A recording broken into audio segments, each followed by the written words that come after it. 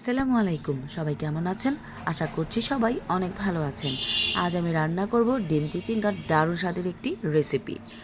সকাল হতে না হতেই খুব দারুণভাবে বৃষ্টি পড়ছিল, আমার গাছগুলো যেন প্রাণ ফিরে পাচ্ছিল। বেশ কিছুদিন গাছগুলোকে একদমই যত্ন করা হয় না, খুব বেশি অসুস্থ থাকায় কিন্তু গাছের কাছেও আমি যেতে পারিনি। আচ্ছা, তো চলুন দেখে নেই। আমি প্রথমেই চিচিঙ্গাগুলোকে খুব ভালো মতো ধুয়ে পরিষ্কার করে নিয়েছি। অবশ্যই প্রথমে এই কাজটি করে নেবেন, শুধু চিচিঙ্গার ক্ষেত্রে নয়, যে কোনো শাকসবজি বাইরে থেকে আনলে প্রথমে খুব ভালো মতো ধুয়ে পরিষ্কার করে পানি ঝরিয়ে নেবেন।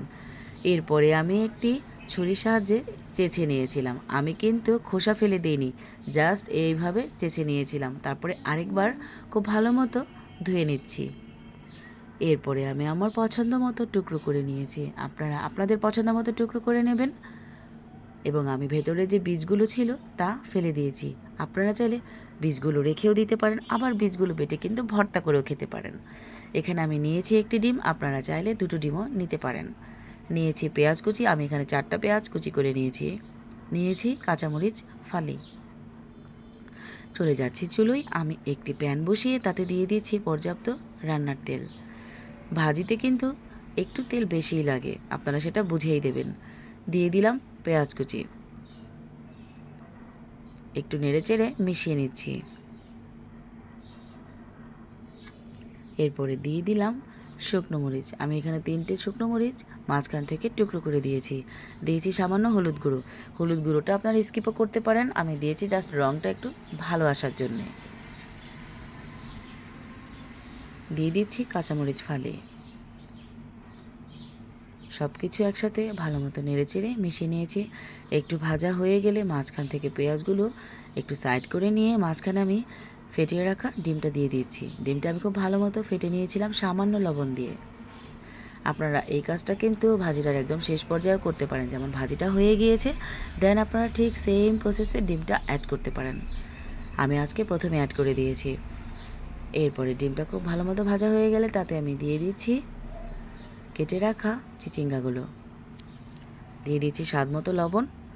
এরপরে খুব ভালো মতো মিশিয়ে নিচ্ছি। বিশেষজ্ঞ পুষ্টিগণের মতামত ভিত্তিতে কিন্তু চিচিঙ্গাতে রয়েছে অনেক রকমের ভিটামিন।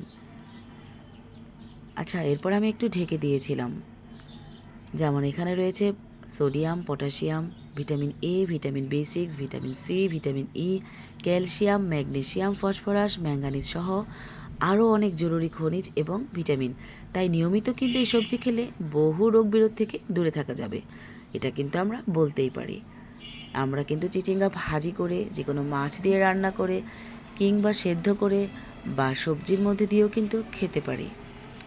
ইভেন ইফ ডাল দিয়েও কিন্তু দারুণ লাগে চিচিঙ্গা। আমি কোনো একদিন চিচিঙ্গা দিয়ে ডালের রেসিপি দিয়ে দেবো ইনশাল্লাহ। দেখতেই পাচ্ছেন আমার কিন্তু রান্নাটা কমপ্লিট। আমি লবণটা চেখে নিয়েছিলাম, আর দেখতে পাচ্ছেন রঙটা কিন্তু এখনও দারুণভাবে সবুজই রয়ে গেছে। আশা করি আমার এই রেসিপিটি হুবহু ফলো করবেন এবং আপনারা সবাই বাসায় তৈরি করে খাবেন এবং কেমন হয়েছে আমাকে একটু জানাবেন। এখন কিন্তু খাওয়ার পালা। এখন তো দেখতে পাচ্ছেন কীরকম সবুজ রং সবুজই রয়ে গেছে। খুব বেশিক্ষণ কিন্তু ঢাকা যাবে না, একদম প্রথমে একবার শুধু ঢেকে দিয়েছিলাম। তারপরে আঁচটা মিডিয়াম করে আমি পুরো রান্নাটা কমপ্লিট করেছি। আমার চ্যানেলটি সাবস্ক্রাইব করবেন, দোয়া করবেন। আসসালামু আলাইকুম।